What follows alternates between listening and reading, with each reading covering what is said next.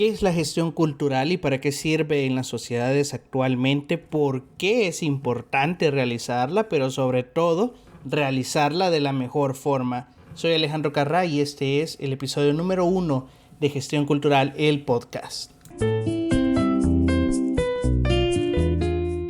Gestión Cultural, el podcast, el programa sobre estrategias, oportunidades, noticias, conceptos, herramientas y todo lo que haga falta para llevar a cabo tu proyecto cultural. Un podcast de acultura.org.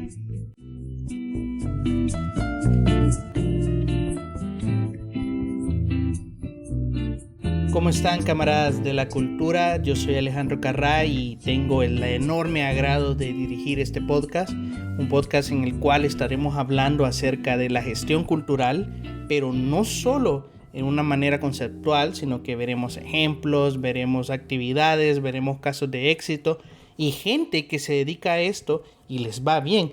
Dejemos a un lado lo económico, sino todo el rédito social que trae esto y las buenas cosas que podemos encontrar en el mundo de la cultura. Para entrar de lleno hablaremos sobre qué es la gestión cultural. Hay muchísimos conceptos y hay muchísimas formas de abordarlo.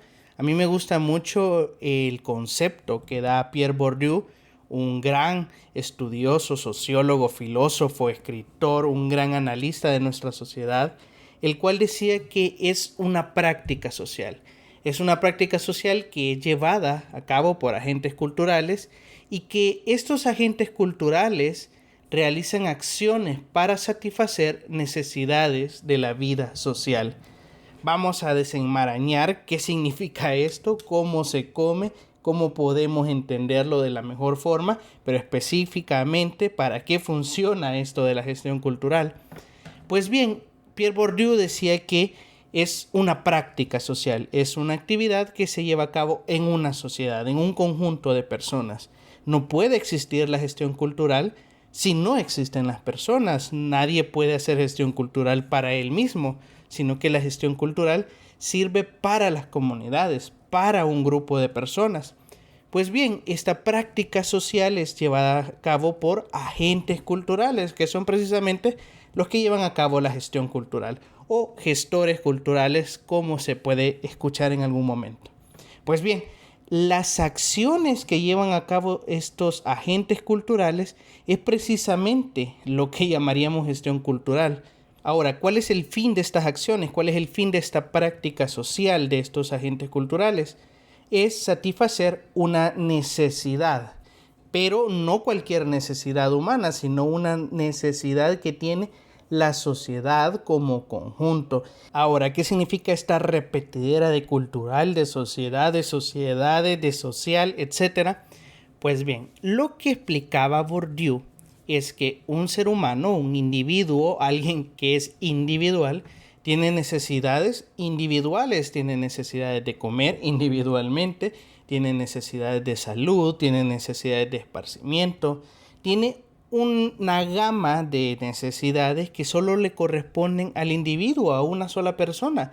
¿Quién podría comer por otro? ¿Quién podría vestirse por otra persona? Nadie. Cada individuo tiene sus propias necesidades que solo las puede satisfacer él mismo.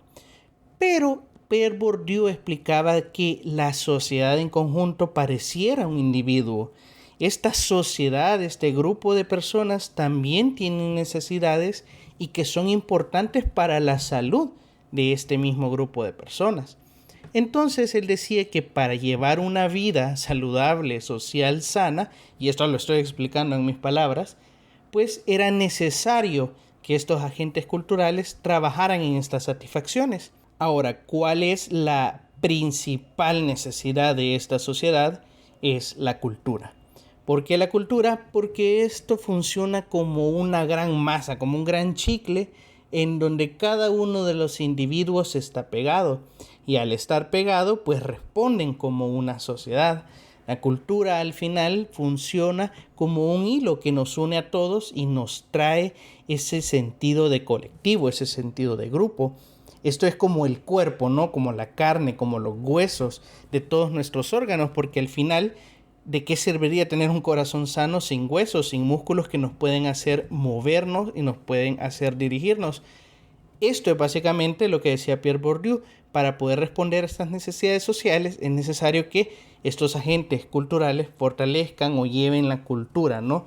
Provean de una cultura sana para poder fortalecer los músculos de la sociedad. Ahora bien, ¿qué es la cultura? Y aquí entramos en otro gran problema, pues hay libros enteros trabajando la definición de cultura. ¿Qué es cultura? Podríamos estar aquí, no solo un podcast, sino miles de estos, definiendo la cultura e intentando explicar qué significa la cultura. Y también es que es un concepto relativamente nuevo, pues mucho antes la cultura no era una cuestión artística, no era una cuestión de, bueno, rezarle a algunos dioses o tener algún templo. La cultura lo era todo. Para muchas civilizaciones antiguas no había diferencia entre la cultura y otra clase de vida, ¿no? La cultura estaba intrínseca en cada uno de los aspectos de la vida de la sociedad.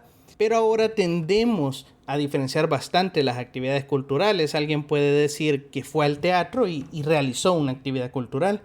Y alguien podría decir que jugó a un videojuego, pero no lo define como una actividad cultural.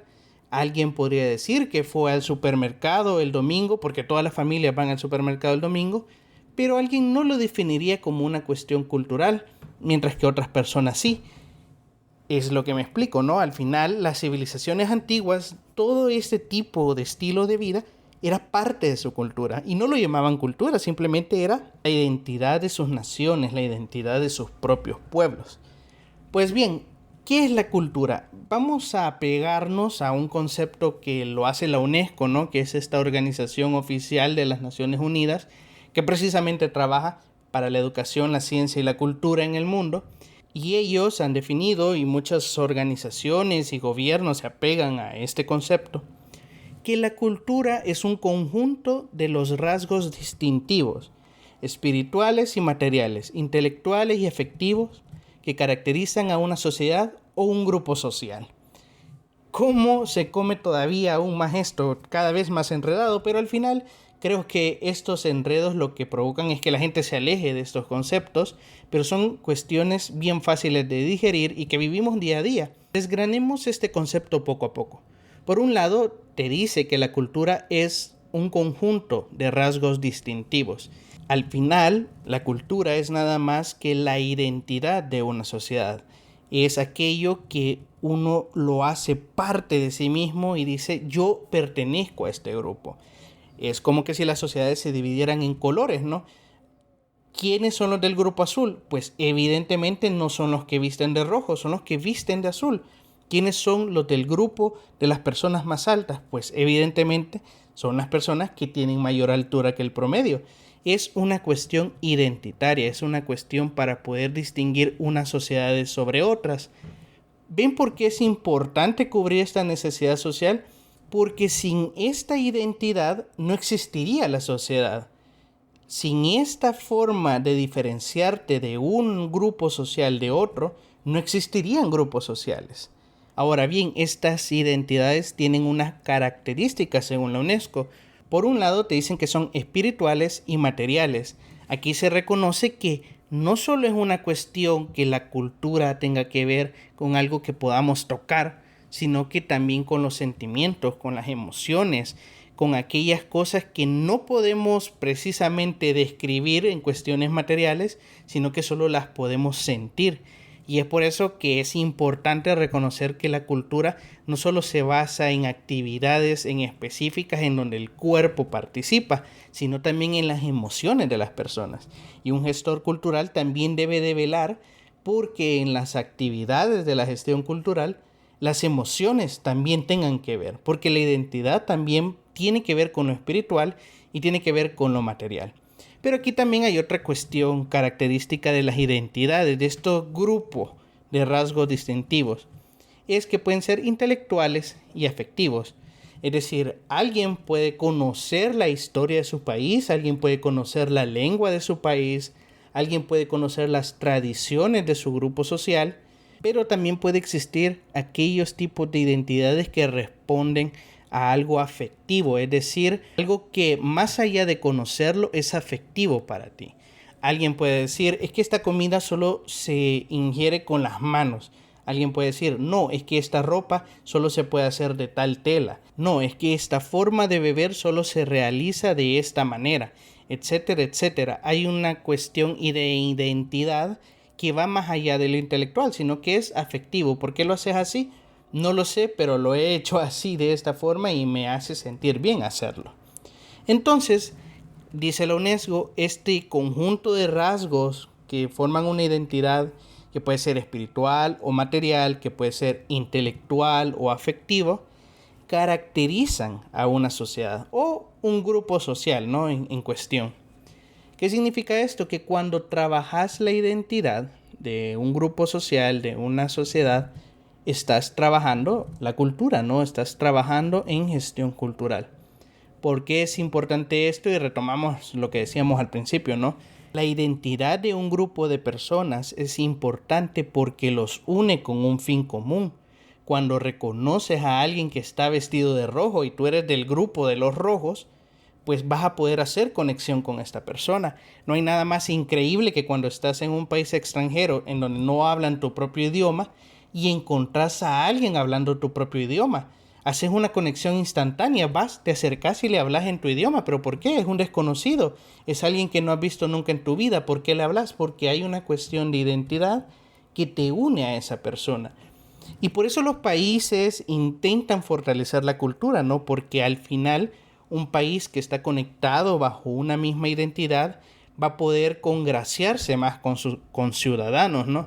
De nada sirve tener un país en donde todos se consideran de otro país, básicamente, de otra sociedad. Entre más inculques a las personas en que son hermanos entre ellos, en que son hermanas entre ellas, se van a respetar mejor, van a tener una identidad que les haga favorecer la paz entre ellos. Eso no quiere decir que neguemos las identidades, es decir, cada persona tiene su propia identidad como individuo y cada persona reconoce su propia cultura y su propia forma de ver las cosas. Pero en esta ocasión no hablamos de eso, hablamos de la gestión cultural en la vida social. Hablamos de que esta es una acción para satisfacer necesidades de la vida social y que esta cultura que estamos estudiando en este momento es un conjunto de identidades, es un conjunto de cómo yo me puedo reconocer en otro grupo de personas, cómo yo me puedo ver en un conjunto de personas. Y esto, obviamente, como decíamos al principio, es como una especie de plastilina, ¿no? Que une todas las piezas, que une todos los individuos y los hace estar en armonía, ¿no? Por ejemplo, si tú estás manejando de noche y encontrás un semáforo que está en rojo, pero no hay nadie que esté esperando en el otro carril para cruzar, ¿qué harías? ¿Te quedarías parado ahí o seguirías conduciendo? Eso va a responder a la cultura de tu propio país. Si en tu país hay una cultura de respetar las leyes de tránsito o simplemente pues no significan nada. Y así muchísimos ejemplos de por qué hay una cultura violenta, por qué hay una cultura de odio, por qué hay una cultura de aceptación hacia el migrante, por ejemplo, por qué hay una cultura que aprecia más un tipo de arte que otro, etc. La cultura lo que hace es unir a estos individuos y les da una identidad para que ellos puedan convivir en paz. Entonces, cuando realizamos la gestión cultural, realizamos actividades que fortalezcan esta identidad, que fortalece estas identidades, que fortalece estos rasgos distintivos para que los seres humanos que viven dentro de esta sociedad puedan identificarse en uno con el otro y se puedan ver entre ellos, puedan establecer este pacto que no está necesariamente escrito, sino que está en su vida social, ¿no? En esa necesidad que tienen de vivir como personas, de vivir en grupo. Porque nadie puede vivir de una forma individual, nadie puede vivir en una sociedad sin un grupo de personas que te acuerpen, que te den una identidad, pero sobre todo que te hagan sentir como humano. Entonces, es por eso que es importante la gestión cultural, porque dedicarse a ello significa que tú vas a trabajar por el bien de la sociedad, para que estas personas puedan reconocerse en sí mismas junto con otras, para poder llegar a entendimientos. no es simplemente trabajar por un arte, no es simplemente trabajar por un sitio en específico, no es nada más trabajar por un museo porque sí, es porque tiene un objetivo de construir una sociedad mejor. Me gusta la idea de la UNESCO y aunque pueden haber muchas críticas para esta institución, me gusta que el lema es construir la paz en la mente de las personas. De hecho, la UNESCO se creó después de la Segunda Guerra Mundial junto con Naciones Unidas y se llegaba a esta conclusión: de nada servía poder reconstruir las sociedades y reconstruir básicamente la paz que se había perdido si no se reconstruía la paz en la mente, en el corazón de las personas. Y por eso se llegó a la conclusión de que era necesario también invertir en cultura, para que esas personas que habían perdido su identidad como sociedad, que habían perdido su identidad como seres humanos, volvérselas a dar por medio de esta plastilina, ¿no? Por medio de este hilo que conecta un ser humano con otro, que es la cultura. Por eso la gestión cultural me encanta y creo que podríamos aportar muchísimo a la sociedad desde este enfoque. Este podcast es para eso, para poder aprender cada uno de los aspectos de la gestión cultural, cómo podemos promover la cultura, cómo podemos promover un arte que fortalezca esa cultura, cuáles son los debates de las nuevas formas de ver la cultura. ¿Son los videojuegos parte de la cultura? ¿Es el diseño gráfico parte de la cultura? A lo mejor esa forma de ver los museos ya no es la mejor para identificar a una sociedad, etcétera, etcétera. Hay muchos debates sobre cómo funciona esta plastilina, ¿no? Sobre cómo funciona este hilo que nos une para poderla fortalecer y para poder vivir en una sociedad mejor. Y ese es el debate que me gustaría tener contigo cada semana, poder escuchar un audio en donde nosotros nos sentemos básicamente de manera virtual y podamos platicar. Si quieres seguir la conversación, puedes ir a acultura.org, cultura con K, para que puedas escribirme y conocer más de qué hacemos y cómo fortalecemos la gestión cultural en el mundo. Soy Alejandro Carrá y espero les haya gustado este primer episodio de Gestión Cultural, el podcast. Nos estaremos hablando todos los lunes de la semana para aprender más de la gestión cultural. Muy buena semana.